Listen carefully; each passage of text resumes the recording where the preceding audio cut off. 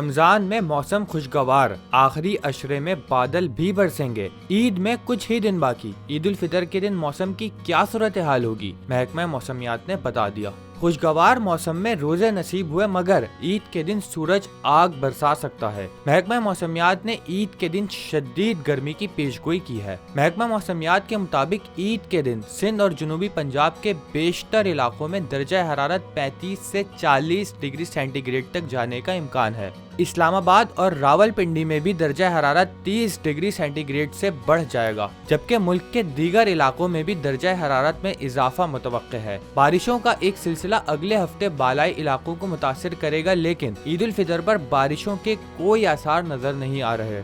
عید الفطر پر ملک بھر میں موسم خوشگوار اور درجہ حرارت معمول سے زیادہ ہونے کی توقع ہے۔